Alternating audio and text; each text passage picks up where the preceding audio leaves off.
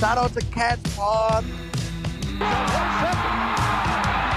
good defensive play for Montana State. Touchdown, Tommy Malone is electrifying. Welcome to the Cats Pod. What's up, Podcats? Here we are again. Week 1, round 1 of the FCS playoffs is in the books, and we are here to tell you we are very wrong in some situations. I think that's what we're here to tell you. Eric, how you feeling about that first weekend of playoffs? It was pretty good. I mean, I guess I had my expectations were a little too high, I think, for the first round. I need to remember that these are all not great teams playing in the first round. Yeah. So there was a lot of sloppy football. Oh, yeah. But it was still really fun. A full day of football. I was tickled with it. Yeah, and it gave you that little breather in the afternoon before the Grizz game started. So it was like you could watch football all morning, get a nice nap in you so that you're ready for that 8:15 kickoff with the Grizz game. So I thought the schedule of it was awesome. There was some really entertaining games. There was a lot of blowouts and not so entertaining games though as well. Yeah, for sure. First up, Illinois State at SEMO. I think people were like thinking this was going to be more of a matchup than it did turn out to be. I don't know. It really started off pretty good, and then it was just, I don't know. It was pretty ugly, man. I mean, SEMO just,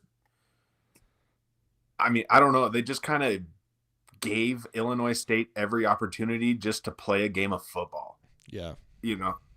So I don't know. It's kind of one of those deals. I mean, SEMO's quarterback had 85 pass attempts, Ben. That's a lot of pass attempts. You don't have any kind of rushing game if that's how much you're passing the ball. That's absolutely insane.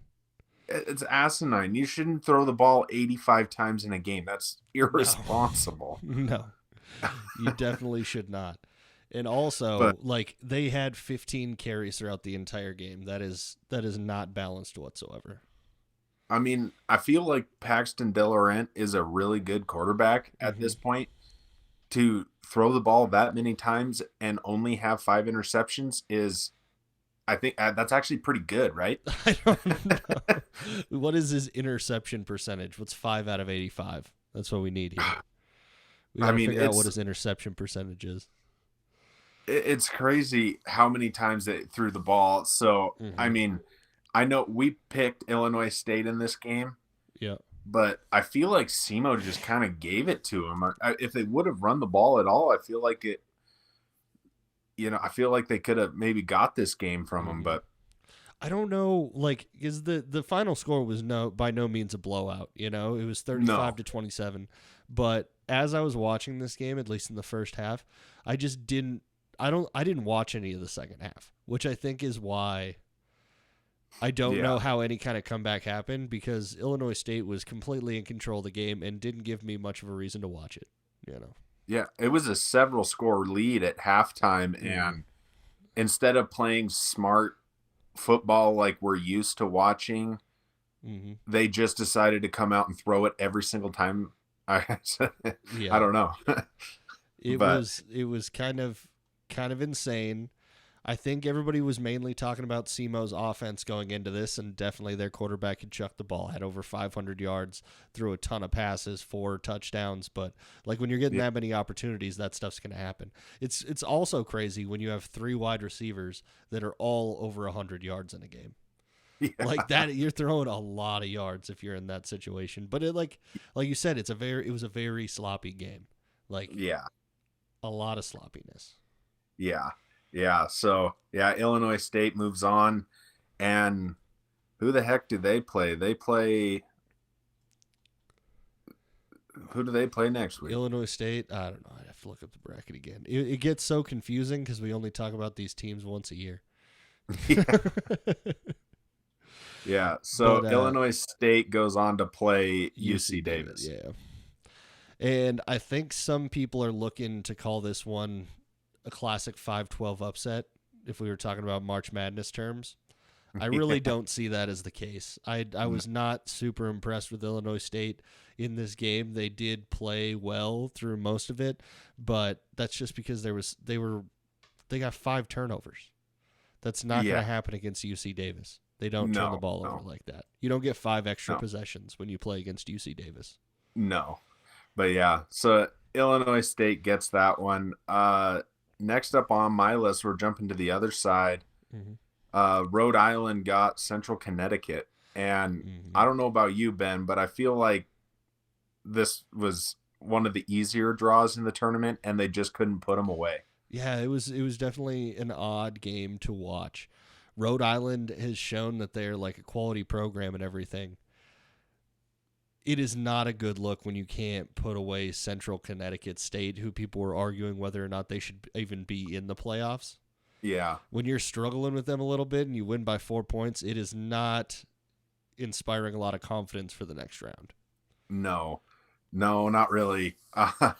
Yeah, I don't know. I mean, Rhode Island went out there and they won the game, and unlike the last game we talked about, played a relatively clean game, and but I just feel like their offense was just kind of ho hum. Yeah. So other than, I didn't watch too much of that game. Yeah. Just kind of flip to it every once in a while, but yeah. That was kind of when the UT Martin New Hampshire game was going on, so I think that was where a lot of what we cared about was in that game. So it was tough to switch back and forth. It just kind of made me lose any confidence I previously had in Rhode Island. I mean, who are they facing next round? Take a look. They're gonna get Rhodey's got Mercer. Yeah. So that's going to be tough, especially with Mercer's defense and everything. I'm pretty sure the quarterback that played for Rhode Island isn't the starter, I don't think, right? I think the starter's hurt. This is the backup. I honestly have no idea. I just am not. They were getting a lot of hype, and the CAA just really, like in these playoffs in general, had a terrible week. Like a terrible weekend for any CAA team. And it just made it look like they may not get as many bids next year as they did this year. Yeah. So, Rhode Island, I mean, I'm pretty sure that's their backup quarterback that played. And I don't smell good things going into the number 1 rated defense in the FCS. Yeah, that's not very helpful for your situation. I will say their running back did well, though. He had 220 yards on the ground, so there's a little bright spot. Yeah, they're going to have some serious blocking going up against Mercer, though. That's going to be a different kind of animal when you're trying to rush on them. Yeah. It's I don't know. I guess what I'm trying to say is I expected more out of Rhode Island in this game. Oh yeah, I think we both did. Yeah. Next up, we have the Cats' future opponent. UT Martin at New Hampshire. Yep. And New Hampshire sucks. That's the breakdown. New Hampshire sucks. New Hampshire did not belong in the playoffs. No, they at did all. Not. No. They're a bottom dweller in the CAA from what I saw. I mean, they had 1 return touchdown, and other than 1 field goal, that is it. Yeah. They couldn't do anything. They really had a hard time with UT Martin's defense, and especially their defensive line looked very sturdy against New Hampshire. I think watching a game like this 41-10, we can basically call it a blowout. Oh, yeah. In this situation, it's almost good for the Cats and their mentality and the way they've been approaching games all year long, to where it makes you take UT Martin a little bit more seriously, It's not like it's another bye week. It's definitely a team that needs to be prepared for. And like I said before, UT Martin's defense looks pretty solid. Definitely nothing to look over. Yeah.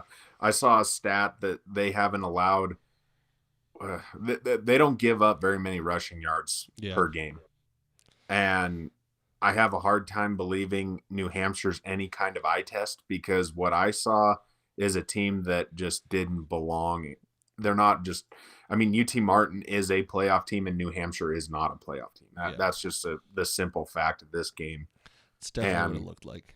Yeah, I mean, but also that being said, UT Martin didn't show us anything, in my opinion, to really spook you. Yeah, it's not really a spooked. It's like, okay, I'm gonna straighten up in my chair, kind of. Yeah, it's that, like, okay, we gotta have proper posture. We're playing against an actual football team next week. They're not technically a slouch, but I definitely don't think they're in the same league. But at the same time, they do look solid on the defensive side. Yeah, but like you said earlier, New Hampshire, another CAA team that terrible. Not good at all. I mean, we thought Central Connecticut was the worst team in the playoffs. New Hampshire takes that cake, and it's not even close for me. Yeah, it was not good whatsoever. There's no statistical category where New Hampshire even matched up a little bit. They tied in fumbles. 1 fumble, 0 lost. So they had that. That was about it. Yeah, I do think if New Hampshire can run a kickback for a touchdown, what's Taco going to do? Yeah, that's not going to look good for him. You know, not going to be spectacular. I mean, it's just like we have to find something to make this game kind of interesting, like a little bit of a point. Otherwise, it's just like, okay, we're waiting until the next round. Yeah. UT Martin, they have. I mean, this is a tough draw for UT Martin. They coming to Montana. You know, I'm not sure what the weather looks like next weekend, but regardless, coming up to elevation, it's probably not going to be super nice out. No, it just seems like the odds are really stacked against these guys. They definitely are, and I would not want to be one of those UT Martin players coming here. No. Next, we got Lehigh upsetting Richmond. Surprise, surprise, surprise. This is one of the ones we were very, very wrong on. The Pioneer League looks better than the CAA. Yeah, let's get the Pioneer League a couple more bids in this tournament, see what happens. Yeah. This game, I didn't catch any of this game. How about you? I didn't watch a single second of it. No, I was driving back. Yeah. All I know is that Richmond. It looks like Richmond would really like to have that fourth quarterback. Yeah. I think there was some pretty poor clock management decisions in that one, and just some real missed opportunities for him. Mm-hmm. If you just look at the team breakdown, I mean, rushing was pretty even, passing was pretty even. Offensively, they had a fairly even day. I don't really know where a win like this comes out of, because it just two really evenly matched teams, it looks like. And that is not what we expected it to be. Like on paper, after the game, this looks like two teams that were neck and neck, not the number 9 seed and an at-large pick, you know. Yeah. I'm pretty sure Lehigh, it was a total, like a multiple score comeback in the fourth quarter. Okay. Yeah. So, and I'm pretty sure they were both really long touchdowns. That would make a lot of sense. Yeah. So, yeah, I think, I think they really wish that they could have that game back and have a little bit of, maybe do a do-over of the fourth quarter, possibly. Yeah, that would probably be ideal for them. Looks like Lehigh, had 1 touchdown in the first half and ended up scoring 2 touchdowns in the second to gain their lead. So, second half team, watch out for Lehigh in the second half. Idaho. I mean, honestly, we can save that for a later date, but Lehigh, good to get a win in the playoffs. Basically, I feel like that's the takeaway. Richmond was up 16-7 in the fourth quarter, and then back-to-back, one was a 65-yard run, and the second one was a 54-yard pass. So, yeah, 2 huge plays sunk Richmond in this one. So, yeah. And that's all it takes in these games is just a couple of bad plays, and all of a sudden it flips it on its head. That's why you have upsets. That's why you have a lot of different things in the playoffs that you can't really explain. Yeah, exactly. But yeah, so that's our one real big upset, at least. Next up, we had Eastern Kentucky at Villanova, and I picked Eastern Kentucky, and Eastern Kentucky probably should have won this game. Yeah, they definitely should have. It was a terrible call at the end of this game. I haven't met a single person that is calling that a good call, basically. No, let's put it that way. I agree.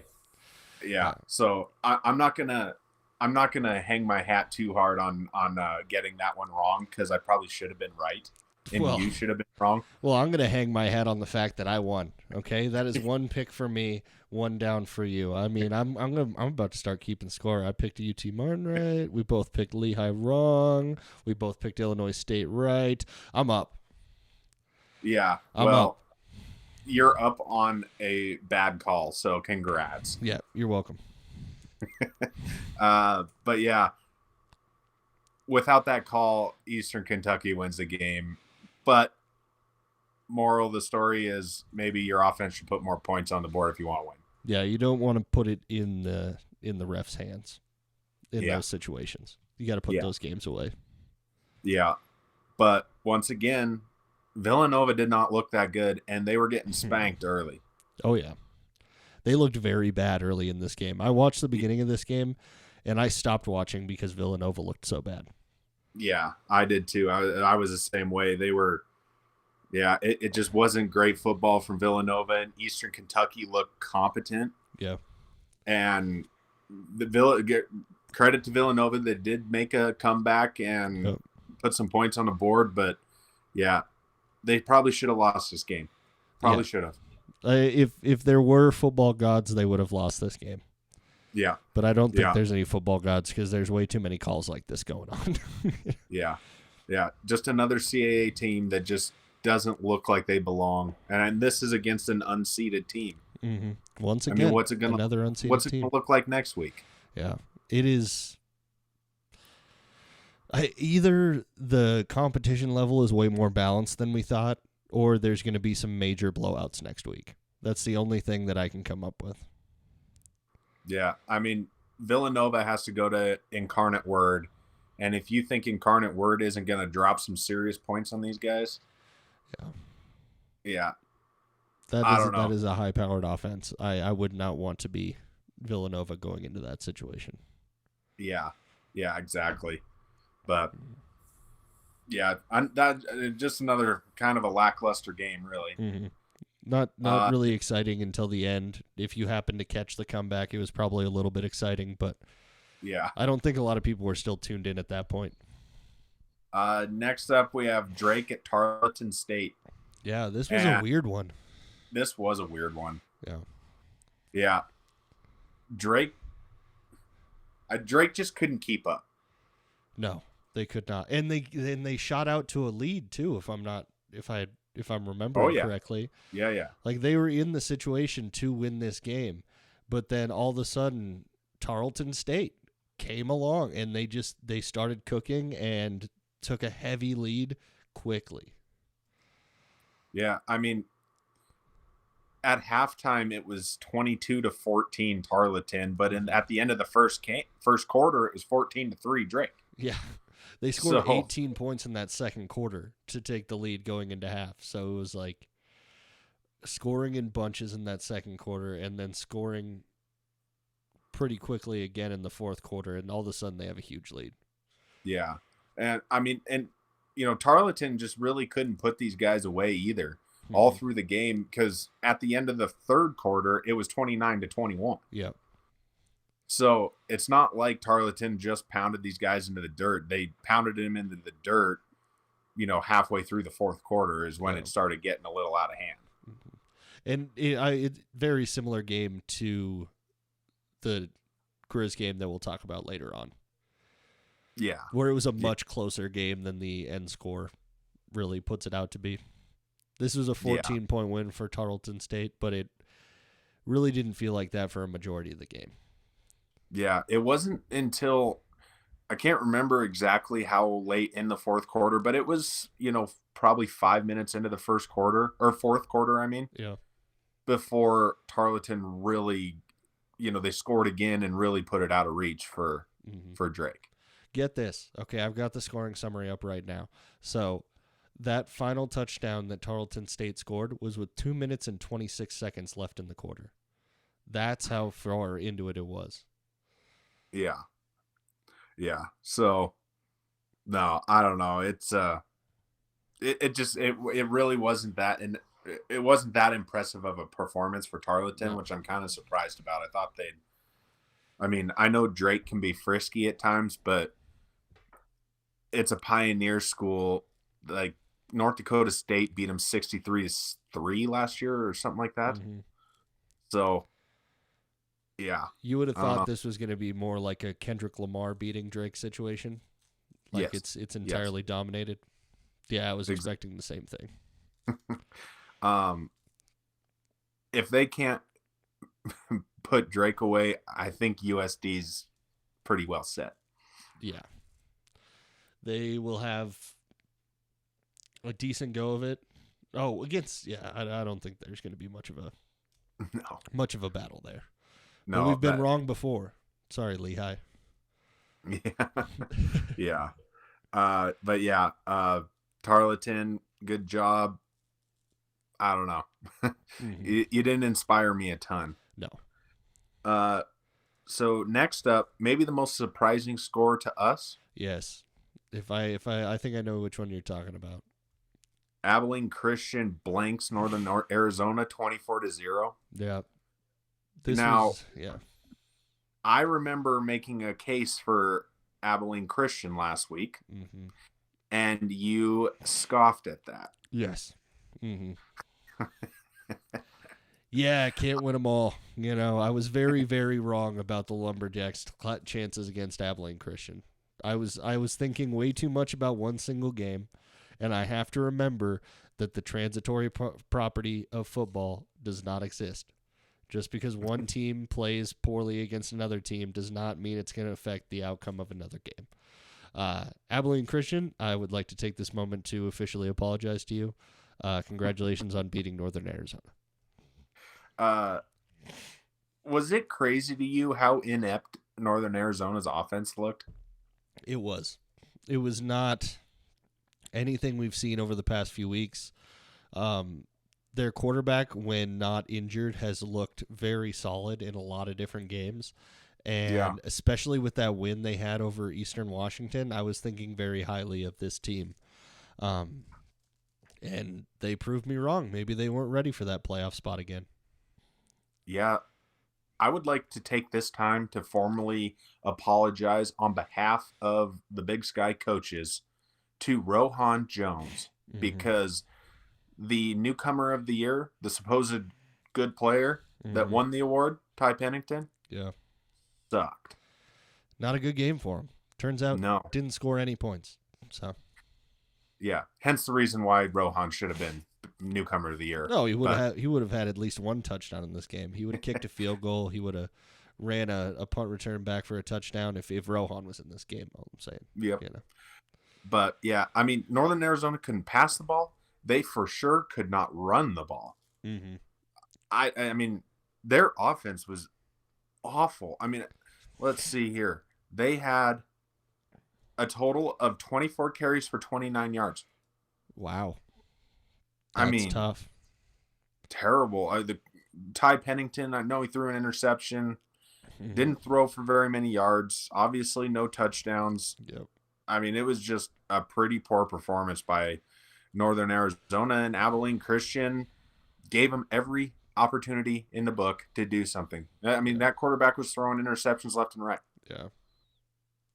It's one of those situations where it's a bad look for the Big Sky Conference, and we hate to see it. And Northern Arizona was a flawed team that was rallying. They were a team that showed a lot of flaws, and then they fought back, and they got a lot of respect from us, and will continue to get respect from us because they fought back and ended their season the way they did. The playoffs are just a different animal, and you got to be ready for them. And you can't be a New Hampshire. You can't be one of those type teams, you have to be ready to go right away. Yeah. Yeah. I mean, Abilene Christian, they just went out there and, did really good. I mean, they threw the ball effectively other than 3 interceptions. They ran for a lot of yards. Looks like over 230 yards. So, they went out there and they handled business. And, if they play like that next week, maybe North Dakota State only puts up 50 or something on it. I know you're completely serious, but that is a very funny statement. They played a pretty good game, rushed for 220 yards last week. They may only get beat by 50 by North Dakota State. Yeah. Thanks, Northern Arizona, for making the Big Sky look bad. Don't appreciate that. Don't appreciate it at all. No. Next up, a very interesting game. Tennessee State at Montana. This was, I don't know, man. I'm interested to hear your take since I wasn't with you when we watched it. Did you think, so, I mean, the final score is not indicative of this game at all. No, it was a very exciting game. Yeah. If you like chaos football, this was the football game for you because there was chaotic plays happening left and right. It seemed like two teams that were battling over who gets to lose this game. Yeah. Because it was like a fumble here, a fumble there, some terrible penalty over here, terrible penalty over there, and it was chippy. There was so much trash talk going on in this game, and I was here for it. I was like, oh, that's the kind of stuff I love to watch. I don't want to see it so much from the team that I'm supporting. I don't want to see all that undisciplined stuff from the Cats, but if I'm just watching another game and I don't have a proverbial dog in the fight, like, I just want the trash talk. That's it. Yeah. I mean, to me, this game has a very different outcome. If Tennessee State can snap the ball to their quarterback. Oh, yeah. That was so bad. And Junior Bergen is not a Grizzly. This very game was won by Junior Bergen. Oh, yes. I think we can be honest about that. Yeah. And, I mean, those snaps over the quarterback's head, I mean, I think it happened twice, right? Yeah. And that last one there toward the end of the game, that was a backbreaker. Oh, yeah. That ended it for him. Yeah. So, I don't know. It's kind of one of those things where, I mean, Montana just did not look very good. They weren't taking care of the football. Fife was a below average quarterback. Yacht didn't look that much better when he came out. I mean, they did start running the ball a little bit better when he came out. Oh yeah. But I don't know, man. I expected Montana to win pretty handily in this game, and like the final score does look like they did, but when that fumble where Gilman just basically handed it to that other guy at the goal line. Yeah.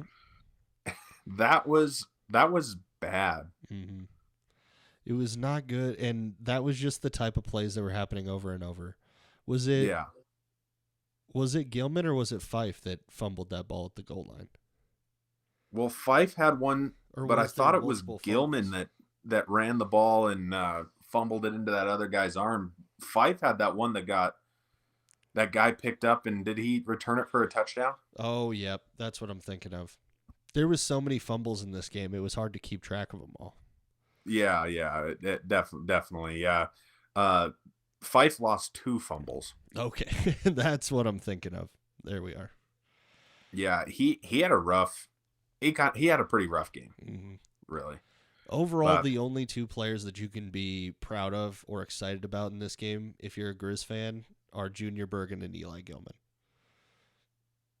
And Eli Gilman still turned it over, I mean, Eli Gilman did look kind of like his former self in this game. Yeah. But, I mean, the other thing about this whole game is that Tennessee State's kickers were terrible. All special teams was terrible. I mean, they couldn't actually kick the ball, and they also definitely couldn't punt the ball. I mean, if you're going to punt it to Junior Bergen, it better be a decent punt. Yeah. But they just kept on punting it to him. Mm-hmm. Just like, did you not study Junior Bergen before you came up here? The guy who single-handedly won 3 playoff games for the Grizzlies last year? And this is now the 4th playoff game that he's single-handedly won. Yes. You know, it's insane. Playoff Junior is a thing to be feared. Yeah. I don't want to be playing against Junior Bergen in the playoffs. Yeah. I mean, and it is impressive, and I really do think we'll see him returning kicks in the NFL at some point. I mean, it's insane how good his balance is after contact. Mm-hmm. I mean, he can get drilled, and if you don't wrap that guy up, he's still on his feet. He'll just do like a little pirouette and stay on his feet somehow. I don't even understand how it really happens, but I mean, his balance is impeccable. It is impressive. And the first punt return for a touchdown wasn't super impressive. Made a couple guys miss, found a seam down the sideline, and then was just way faster than everybody. Awesome play. But the second punt return, it was like he was playing Madden and he was just having fun with his opponents. It was like scoop over here, swoop over there, and just like probably ran 78 yards to get 40 yards or whatever that punt went because their punts were so short. Yeah. No, it's I mean, Tennessee State has to be kicking themselves on that one. I mean, they had a horrible time with the crowd wasn't even that big, and it still threw them off. The crowd was tiny. They were like half capacity. Like, it was a 50% crowd. I don't think the crowd noise had anything to do with it. I think that Tennessee State was not quite ready for this type of game. Yeah, nothing against their coaching, nothing against the players. It's just when you're a developing program in this situation, it takes some time to be ready for games like this, especially going into a place like Wagriz. But I think it was just jitters. Yeah, and I will say I do think Tennessee State beats any other team in the playoffs, or like in the this first round. It could be. That is a good argument to make. They are a quality football team. I think they beat Lehigh. Illinois State would be a good matchup. Yeah.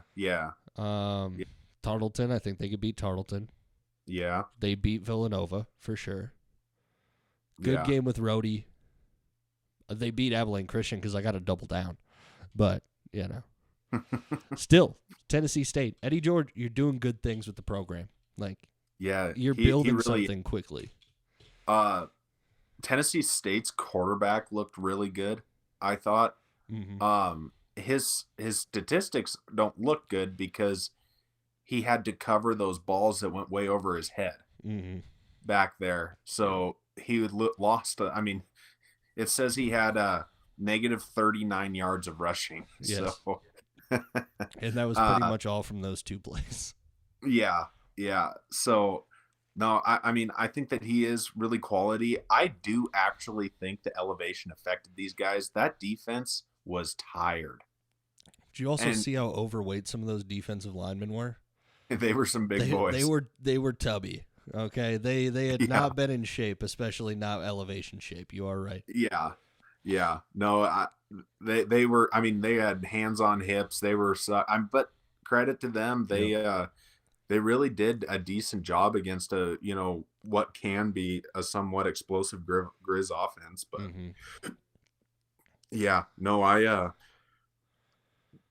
this game made me realize just how much Montana underutilizes Junior Bergen. Yeah. I don't know what the deal is. Like, yeah. You should be doing anything in your power to get the ball in that guy's hands in any circumstance. The return game aside, he has such a keen ability to run with the ball in his hand. They should be feeding this guy. Yeah. Feeding him. But anyway, I wasn't impressed with Montana here. Not at all. I agree. They could utilize Junior, it seems like, in a lot of different ways that they choose not to. I just look at the way that the Cats treat Ty McCullough. Yeah. Like, where you're bringing him in on jet sweeps and you're finding different ways to get him involved in the game plan, even if the passes aren't happening there. You got to scheme that dude open somehow. But I don't know. Yeah, get the ball in his hands, let him do the rest. Mm-hmm. Yeah. I did think it was super classy. Eddie George was super classy after the game.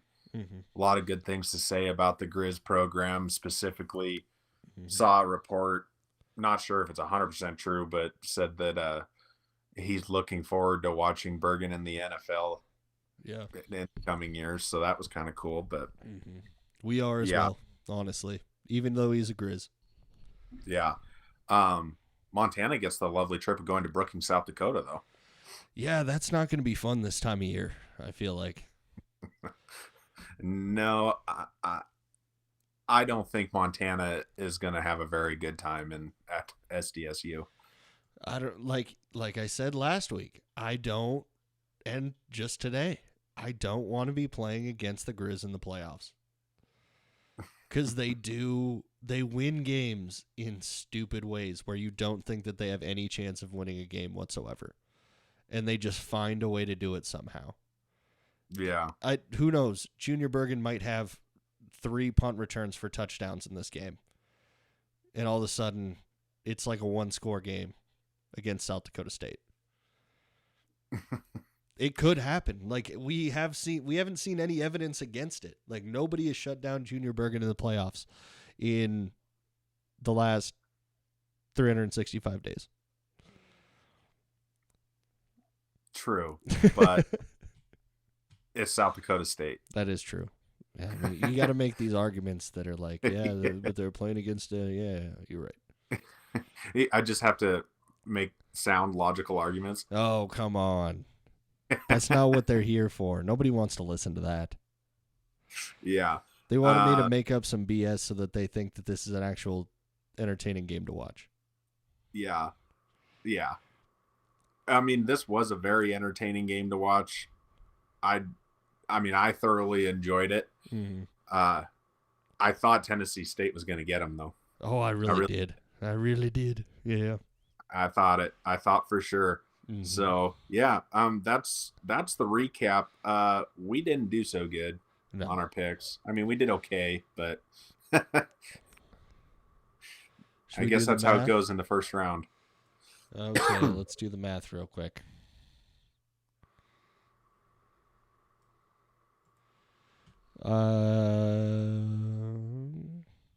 One, two. I only picked 2 games wrong. I don't know what you're talking about. I know you picked Tennessee State. Oh, I picked 3 teams wrong. You're right. Yep. I picked Lehigh wrong, Abilene Christian wrong, and Tennessee State. I picked that one wrong. So, I mean, overall, that's above 500. So that's some pretty good picks right there, if you ask me. Yeah. Either way, it was a fun Saturday. Mm-hmm. Great day to watch some football. Yeah. Next round, I have a feeling there could be quite a few blowouts. Yeah, it's not looking solid for any of these teams that are trying to make an effort in this next round. Yeah, I have a hard time believing the next round doesn't go complete chalk all the way around. Do you have any games that you would point out as maybe an upset? I mean, just I'm looking at it right now, and I mean, I firmly believe South Dakota State blows out the Grizzlies. I firmly believe Incarnate Word blows out Eastern Kentucky. I firmly believe Mercer beats Rhode Island. I don't know if that. I have to believe that's probably going to be a blowout. I don't know. That'd be my pick there. Probably Mercer. Just because I don't know. Mercer's offense has been shaky at times. I know they have a great defense, but their offense has been the issue. Yeah. North Dakota State, I don't see them having an issue. USD, no. UC Davis, very, very unlikely. Idaho, I really doubt it. Yeah. And Montana State, no way. Mm-hmm. Yeah, I mean, if I had to make a prediction right now, all the seeded teams move on. Yeah. Or the top 8 seeds move on. It's boring, but it's probably going to be the truth. The only one that I kind of have been eyeballing is that Rhode Island Mercer game. Yeah. I feel like there is a good opportunity just because if you look back through Rhode Island's schedule, they play every single game close no matter what. Yeah. Like they could be up by 21 points, but it's going to be close at the end of the game. So they just play weird games like that, and they win weird games like that. So I could see them doing that against Mercer. Other than that, I know a lot of people are talking about Illinois State versus UC Davis, but I just don't see it. I really don't see it. I know that Illinois State is a quality team, but UC Davis just you got to land the man out there. I don't think that they're going to lose a first-round game. No, UC Davis has bona fide stars on that team. Mm-hmm. I mean, they have, I forget his name, that linebacker with the long hair on defense. They have Land Larison. They have Miles Hastings. Mm-hmm. Yeah. I mean, if there was a better, if it wasn't Lehigh playing Idaho, I might pick that one, but yeah, I don't know. Yeah. I mean, if I had to make a bet right now, I'd bet every single one of the top 8 goes on. Yeah. It'd probably be a pretty safe bet. Might as well parlay those all together, see what happens this weekend. That's actually a really good idea. It is a pretty good idea. I might have to do that. I might too. Parlaying this entire round, taking all the favorites, see how much that adds up to. Yeah, it'll probably be like, well, for sure the Bobcats, North Dakota State, probably SDSU. I would assume South Dakota and maybe even UC Davis are all going to be minus 1,000 or more. I bet you can't even get a money line on half of these games. Yeah. That's how big of a blowout they're going to be. Like I just don't see them putting any kind of line on that. Yeah. I mean, there's definitely not going to be any plus matchups here. No, definitely not. Not the way we're betting. No. We're betting all favorites all day. Yeah. It's the most boring game, the most boring betting strategy for the most boring podcast. All the favorites are going to win. Why are we even watching these games? Yeah. Somebody's going to clip that from one of these schools and then send it back to me. No, nobody cares about this. Like, what am I talking about? It would be really funny if I would feel so accomplished if somebody clipped me being an idiot and saying something like that and then sent it back to me like they used it as fuel.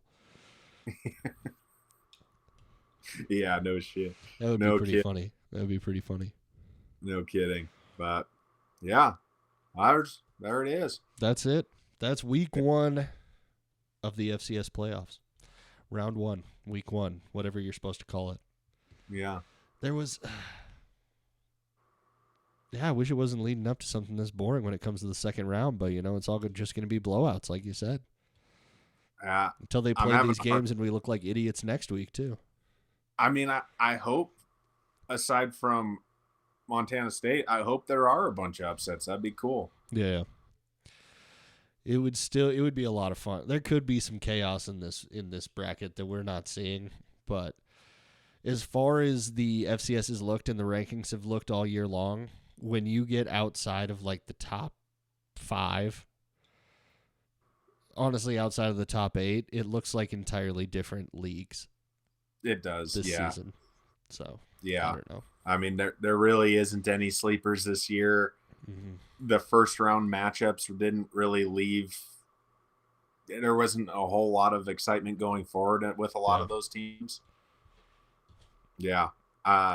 Yeah, that's really all I got on it. I mean, I just expect everything to go chalk from next weekend. That's about it. That is about it. Do we want to give our listeners a little announcement for later this week, or should we not jinx it? I don't know. You make that call. Okay, we will leave them on a cliffhanger. There may or may not be something happening this Wednesday. Make sure you tune in before this game against UT Martin in the second round of the playoffs because we may have something very special for you. But we don't like to jinx it, so we don't want to announce it ahead of time. Yeah. Yeah. Yeah. No, Wednesday looks like a good episode, so keep your eyes peeled. Looks like a solid one. Might want to make sure you hit that follow button if you haven't hit that follow button yet. You'll want this podcast right away. I can tell you right now. You're going to want it right away. All righty. You got anything else you want to bring up before we kick it off?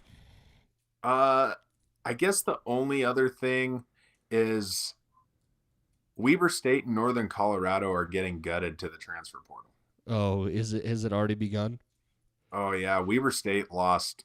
They lost their running back and probably their best defensive player already. Oh no. They lost several other guys. Northern Colorado's punter, that first team All Big Sky punter. They lost their punter? Yeah. Oh no. They lost quite a few guys. I don't know. I mean, I haven't watched enough of them to really know any names. Mm-hmm. But that I can't even remember which was it. I can't remember which team, but Cash Cheeks. Remember him? I don't. I thought I would have remembered a name like that. Yeah, I can't remember who. That seems like a made up name. Did you get caught? No, look it up. Cash Cheeks. There's no way that. Oh, he does. Yep, he does exist. Sorry, Mr. Cash, Mr. Cheeks. Which team is he on? He's a Northern Colorado tight end. Okay. Yeah. So he hit the portal. I remember him from some game we watched. He did something cool, but yeah, he hit the portal. But yeah, Weber State, Northern Colorado kind of they kind of took it to the shorts already in the transfer portal. Yeah, and that's what's going to happen to those teams. It's sad to say, but 'tis what it is. It's modern football. Yeah. You gotta show results, or else players are going to leave. And good on them, because there's no reason that players should have to dwell in some dungeon just because they signed a scholarship with somebody. Yeah, if they have opportunities elsewhere. Yep, exactly. But yeah, that's really the only other thing I wanted to say. Mm-hmm. Sounds good. Well, thanks everybody for listening. Make sure you follow this, rate us 5 stars wherever you are listening to this at. Go ahead and follow us on Instagram and X at CatsPod. Check us out on YouTube at The CatsPod. And we will catch you guys on Wednesday for what we're hoping is a very special edition of this show. Thank you guys. Adios.